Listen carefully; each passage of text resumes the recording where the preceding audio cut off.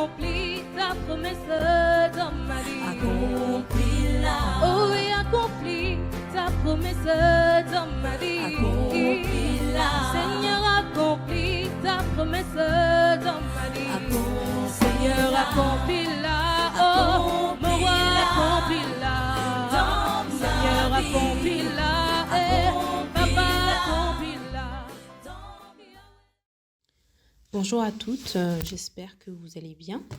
Alors bienvenue sur Femmes d'Espoir. J'ai une pensée à nous partager, sur la distraction. Donc c'est vrai que nous sommes dans ces temps de la fin, comme nous le savons toutes, et l'ennemi utilise un certain nombre de subterfuges pour nous distraire en fait. Et puisque du coup actuellement nous sommes en pleine pandémie, une crise sanitaire, et on est amené à demeurer à la maison. Pour celles qui ne travaillent pas, alors ça ne change pas le quotidien. Mais pour celles qui travaillent, elles sont amenées aujourd'hui à rentrer beaucoup plus tôt. Et du coup à passer plus de temps à la maison. Un contexte qui devrait être favorisant pour tout un chacune, bien évidemment, en passant du temps avec nos enfants, si on en a, avec nos parents, avec notre famille, en passant du temps avec le Seigneur, de plus en plus, prendre ce temps-là pour méditer, même pas trouver parce que le temps est là, avoir ce temps-là pour le Seigneur, pour la méditation, pour le jeûne, pour nos frères et sœurs, tout simplement, pour l'œuvre de notre Père. C'est vrai qu'aujourd'hui, l'organisation fait que parfois, on n'a plus d'assemblée où on se réunit physiquement. Tout se fait par le biais de réseaux et du coup on devrait en tout cas avoir forcément plus de temps pour notre papa, pour notre Père Yahushua. Mais malheureusement on se rend compte qu'il y a plus le contraire qui se profile plus que ce temps-là. Alors si on arrive à prendre du temps, gloire au Seigneur, vraiment gloire au Seigneur, et je pense que c'est ce qu'il faut qu'on fasse de plus en plus, vraiment avoir ce temps-là pour le Seigneur. Mais il y a aussi ce cas de figure-là, et puis ça c'est pour tout le monde. L'ennemi joue justement la carte de la distraction pour nous sortir de la présence du Seigneur. C'est vrai qu'on est dans un temps où je pense que tout le monde l'a compris, on est dans le temps de la fin où on sent que le Seigneur nous met à la maison, a mis une pause, un arrêt pour que nous puissions nous préparer pour son retour, de façon à ce que s'il revienne, tous, nous en tant qu'enfants du Seigneur, nous soyons pris pour partir à l'enlèvement avec lui, parce qu'il nous a laissé ce temps d'arrêt pour le chercher, pour être dans sa présence. Et il ne faudrait pas que ce temps-là ne nous soit pas profitable. Il ne faudrait pas que ce temps-là nous desserve. Au contraire, il faut qu'il nous soit favorisant, il faut qu'il nous soit bénéfique. Et c'est vrai que la distraction, puisque du coup, on n'est pas à l'extérieur, peut-être pas dans les magasins ou peut-être pas dans une distraction autre, et même chez nous, là où on est entre guillemets le plus en sécurité, parce que on est dans notre petit cocon familial, on est là où on a l'habitude de prier, où on passe aussi le plus de temps avec le Seigneur. Très souvent c'est à la maison, bon après ça peut être aussi au travail, mais comme il y a le week-end, il y a la semaine, il y a le soir, on passe énormément de temps à la maison, et c'est ce temps-là, ce précieux temps-là que nous avons plus que l'ennemi veut nous voler. Et je vais juste prendre la définition de la distraction. Donc ça c'est d'après les dictionnaires Robert. C'est un état de manque d'attention habituel ou momentanée aux choses qu'on devrait faire. On nous dit par la suite que l'esprit est absorbé par autre chose, par un objet. On peut aussi dire que notre esprit est absorbé par autre chose. Donc voilà un peu la définition qui nous est donnée de la distraction. Donc c'est un manque d'attention momentanée ou habituelle et qui nous absorbe l'esprit. Et effectivement, la distraction nous absorbe l'esprit, nous empêche d'être dans la présence du Seigneur, nous empêche de saisir la pensée du Seigneur. Très souvent, on peut être happé, absorbé par notre quotidien en tant que femme, en tant que mère, en tant qu'épouse, en tant que sœur. On peut être facilement absorbé par les choses du quotidien qui ne sont pas mauvaises en soi, qui ne sont pas des péchés. Faire le ménage n'est pas un péché. On doit s'occuper de notre foyer. Mais parfois, ce que nous faisons dans le quotidien devient l'objet de notre distraction. Il y a parfois la télé, il y a parfois le téléphone, ça peut être YouTube. Aujourd'hui, avec notre téléphone, on peut tout faire, comme nous le savons. On peut écrire des mails, on peut utiliser ça comme calculatrice, on peut utiliser ça comme pour regarder des vidéos, des tutos, des coiffures. On peut la cuisine, on peut tout faire quasiment avec notre téléphone. Et ça nous prend énormément de temps. Ça peut être aussi nos enfants. Et tout ça, en fait, toutes ces choses du quotidien qui ne sont pas forcément des péchés, mais petit à petit vont nous sortir de la présence du Seigneur si nous ne nous faisons pas attention ou si nous ne nous organisons pas un petit peu, excusez-moi. Si on n'a pas un minimum d'organisation de notre journée, en remettant notre journée entre les mains du Seigneur, en lui disant « Seigneur, je te confie ma journée », comment je peux faire, comment je peux m'organiser afin que la distraction ne me happe pas, comment je peux faire pour que, malgré que voilà, je dois regarder telle ou telle chose, je dois faire telle chose, mais que le temps que je dois passer avec toi doit être prédominant en fait. Et ça, c'est vraiment notre prière, je pense, du quotidien dans ces temps de la fin qu'on doit avoir, parce que on peut passer des journées où on s'est dit à la fin de la journée, on se rend compte que, mais en fait, on n'a rien fait. Au final, on se dit, mais qu'avons-nous fait pour le Seigneur ? En fait, finalement, on est vidé même, tellement on s'est occupé du quotidien, tellement on s'est occupé ici et là, notre esprit a été absorbé par autre chose. Mais quand on sort de là, souvent quand le Seigneur n'était pas là, on est vidé, on est épuisé et on a une seule envie, c'est dormir, se reposer. Donc voilà, et du coup, j'ai un petit récit à nous partager sur ça, d'ailleurs. Et d'ailleurs, la pensée qu'on doit se poser, c'est est-ce que ce que je fais, c'est utile ? Est-ce que ce que je fais, c'est au détriment de la présence du Seigneur ? Est-ce que cette chose-là ne peut pas être repoussée ? Est-ce que le temps que j'accorde à ce que je fais peut pas être raccourci ? C'est aussi de se faire violence, le fait de se discipliner comme ça. Il faut se faire violence, on doit se discipliner en tant qu'enfant du Seigneur. Donc du coup, le récit dont je parlais, c'est le récit de David qui me vient en tête. Et c'est dans 2 Samuel 12, à partir du verset 1. Je vais le prendre rapidement. Donc 2 Samuel 12, à partir du verset 1. Il dit « Yahweh envoya Nathan vers David. Nathan vint à lui et lui dit « Il y avait 2 hommes dans une ville, l'un riche et l'autre pauvre. Le riche avait des brebis et des bœufs en très grand nombre. » Verset 3. « Mais le pauvre n'avait rien du tout, sauf une petite brebis qu'il avait achetée. Il la nourrissait et elle grandissait chez lui avec ses enfants. Elle mangeait de son pain, buvait de sa coupe, dormait sur son sein et elle était comme sa fille. » Verset 4. « Et le voyageur arriva chez l'homme riche. Ce riche a épargné ses brebis et ses bœufs pour préparer un repas au voyageur qui était venu chez lui. Il a pris la brebis du pauvre homme et l'a préparée pour l'homme qui était venu chez lui. Alors la colère de David s'enflamma violemment contre cet homme. Et il dit, Nathan, Yahweh est vivant. L'homme qui a fait cela est un fils de la mort. Parce qu'il a fait cela et qu'il n'a pas épargné cette brebis, pour une brebis, il rendra 4. Verset 7. Alors Nathan dit à David, tu es cet homme-là. Ainsi parle Yahweh, l'Élohim d'Israël. On va s'arrêter là par rapport à ce passage. En fait, ce qui m'interpelle, moi, dans ce passage, c'est que lorsque David a péché avec Bathsheba, puisque nous connaissons normalement l'histoire, donc David ayant péché avec Bathsheba, étant tombé dans la distraction, et qui par extension est tombé dans le péché, il ne va pas se repentir de cet acte.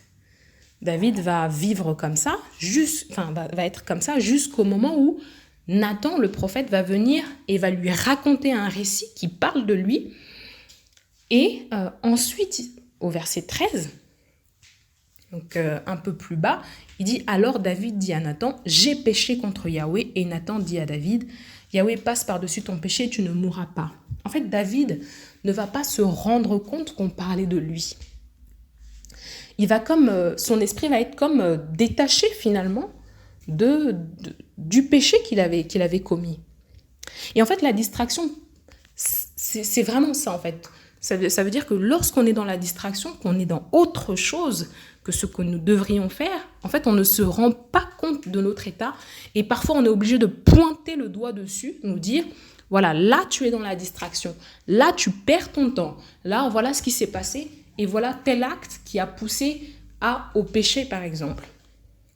Et David, va se repentir. Et en fait, si vous voulez, moi ça me fait penser à l'état d'ivresse, qui est un état où, justement, on tombe dans l'alcool. Et le fait d'être ivre nous pousse à poser des actes.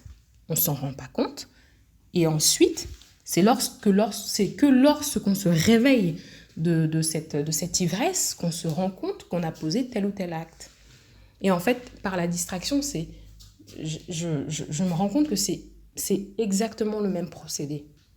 Notre esprit est absorbé, comme une absence en fait. Il y a comme une espèce d'absence dans notre esprit qui fait qu'on peut s'adonner à regarder plein de vidéos, plein de choses. Et c'est en après coup qu'on se rend compte que on est passé complètement à côté de la pensée du Seigneur. Donc on se rend compte que on aurait dû appeler telle sœur, on aurait dû faire ça, on aurait dû appeler nos parents, on aurait dû, mais le temps est déjà passé, il est déjà trop tard. En fait, c'est le même procédé. Et David, c'est l'image d'un chrétien qui aime le Seigneur et qui devait être en guerre, comme les autres. Comme nous le savons, les autres étaient en guerre. David, pour une raison ou pour une autre, est resté dans ses appartements. Et nous, en tant que chrétiens, nous sommes en guerre. Nous sommes dans cette guerre spirituelle. Chaque jour, chaque jour, nous devons prier. Chaque jour, on doit méditer la parole. Chaque jour, on doit être dans la présence du Seigneur d'une manière ou d'une autre, dans l'adoration. On doit demeurer auprès du Seigneur. Et David est aussi l'image d'un chrétien qui est converti quand même depuis un moment. C'est-à-dire que quand on regarde l'histoire de David, on voit bien qu'il a gagné énormément de victoires. On parle il a eu à faire énormément d'exploits avant d'être roi. Il y a eu la mort de Saül, il y a eu énormément de choses qui s'est passées. Donc David était converti depuis un moment, si on peut le transposer à aujourd'hui. Il connaissait Yahweh, il connaissait notre Seigneur. Donc, ce n'était pas un nouveau converti. Pour dire quoi ? Pour dire que la distraction n'est pas réservée à une catégorie de personnes. L'ennemi joue cette carte-là parce qu'elle sait qu'elle peut toucher tout le monde, à tous les niveaux. Bien qu'il n'y ait pas de niveau en soi, mais ce n'est pas parce qu'on est converti depuis longtemps qu'on va échapper à la distraction ou qu'on échappera à la distraction. Je ne dis pas qu'il faut qu'on tombe dans la distraction, ce n'est pas ce que je dis. Je dis que l'ennemi va forcément nous tendre cette carte à un moment donné où on est fatigué, où on est épuisé, où on pense à autre chose.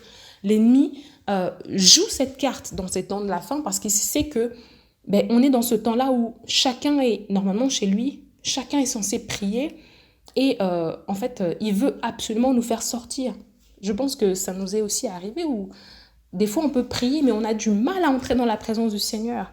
On commence à prier, on sent que le Seigneur est là et tac, une pensée et de distraction de toute la journée qu'on a pu avoir. Et ça peut facilement nous sortir si on ne veille pas et on ne demeure pas avec le Seigneur.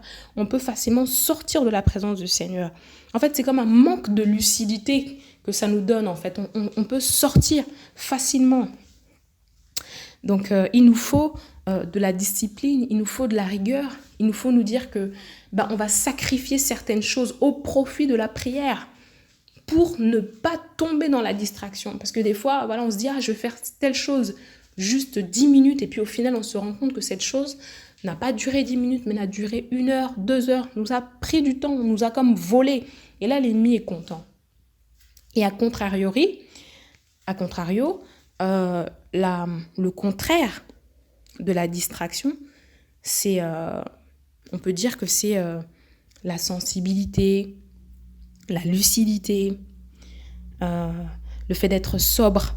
C'est vrai que ce sont des qualités qui vont nous permettre de tenir dans ces temps de la fin, être sensible au Seigneur. Parce que quand on est distrait, on n'est plus sensible, on n'est plus auprès du Seigneur, on est ailleurs. Notre esprit happé, comme j'ai pu le dire tout à l'heure, notamment avec le récit de David. Et j'ai une pensée par rapport à un passage d'ailleurs qui nous parle de la sobriété. Alors c'est dans 1 Pierre 4, il est court le verset, 1 Pierre 4 à partir du verset 7.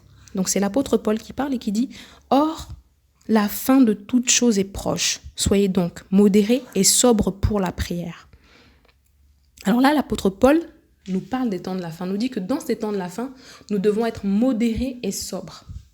Et lorsqu'on prend la définition de sobre, pas en français, mais en grec, on nous dit que le fait d'être sobre là, c'est avoir un esprit sain, être dans son bon sens, exercer un contrôle sur soi-même, s'estimer d'une manière modérée, sobrement, et faire fléchir ses passions.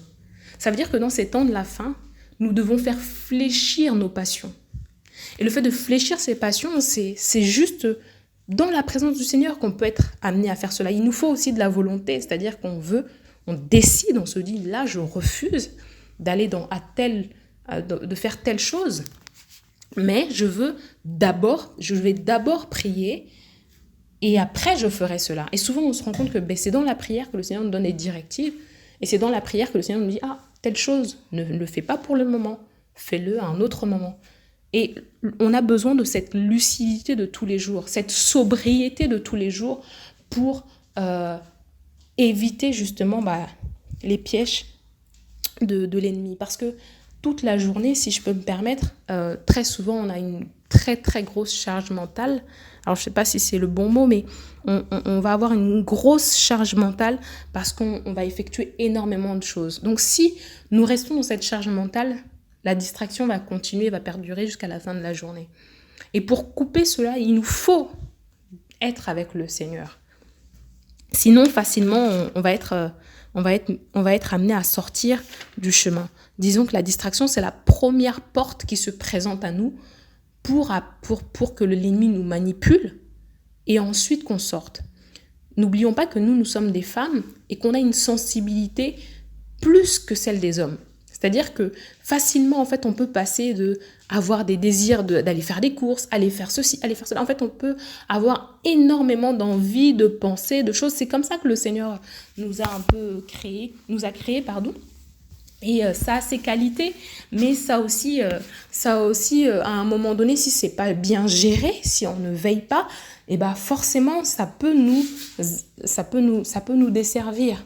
Donc oui, on a une sensibilité vis-à-vis du Seigneur, on va facilement saisir la pensée du Seigneur, on va facilement comprendre, mais si on le tourne de l'autre côté, malheureusement, on peut passer à côté de beaucoup.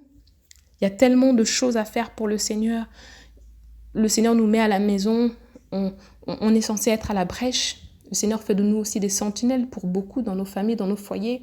Des fois, il se passe des choses bizarres dans nos familles. Et si nous sommes distraites, on ne va pas pouvoir saisir et comprendre ce que le Seigneur veut faire ou ce que le Seigneur veut nous dire.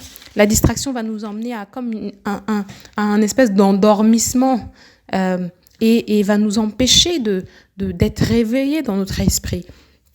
Et c'est dommage. C'est dommage parce qu'on perd du temps. On n'est pas dans la présence du Seigneur. En fait, on est perdant à tous les niveaux. En fait, à tous les niveaux, nous sommes perdants. Donc, c'est vrai que dans ces temps de la fin, on a besoin d'être sobre. On a besoin d'être à la brèche. Pour finir, vraiment, la pensée que j'ai, c'est vraiment de nous discipliner. Comprendre que lorsqu'on pose des actes comme ça, en fait, ça peut nous amener au péché. On peut aussi blesser le Seigneur. On doit se dire que le Seigneur a besoin de chacune de nous, quelles que soient voilà, nos capacités ou autres. Le Seigneur sait toutes choses, mais il a besoin de nous. Il a besoin de nous auprès de lui. Il a besoin de nous en tout temps. Chaque acte que nous pouvons poser, nous devons les remettre entre les mains du Seigneur. Nous devons les déposer auprès du Seigneur et lui demander vraiment de conduire nos journées, de nous aider. Ce qu'on veut, c'est être sauvé. Ce qu'on veut, c'est être auprès de lui. Il ne faudrait pas qu'à cause de petites choses comme ça, on perde en fait, ce que le Seigneur veut nous communiquer, les trésors. On veut être au plus près de lui. Je pense que c'est l'occasion rêvée, disons, de passer encore plus de temps avec notre Seigneur. Vraiment, la distraction, ça altère notre sensibilité. Ça altère notre sensibilité vis-à-vis du Seigneur. Et en fait, le Seigneur on peut pas compter sur nous. Finalement, le Seigneur ne peut pas compter sur nous parce que on n'est pas disponible, on n'est pas disposé et on va pas l'entendre. Donc voilà un petit peu ce que je voulais nous partager dans ces temps de la fin qui est difficile pour tout le monde. Mais ce que le Seigneur veut, c'est que ce temps-là qu'il nous donne, que ce temps-là soit profitable, que nous soyons dans cette sensibilité, dans cette sensibilité, que nous acceptions aussi de renoncer à nous-mêmes, de renoncer à nos activités, de renoncer à ce qui peut prendre notre temps au profit du Seigneur. Donc voilà un peu la pensée que j'avais dans mon cœur. Que le Seigneur soit béni.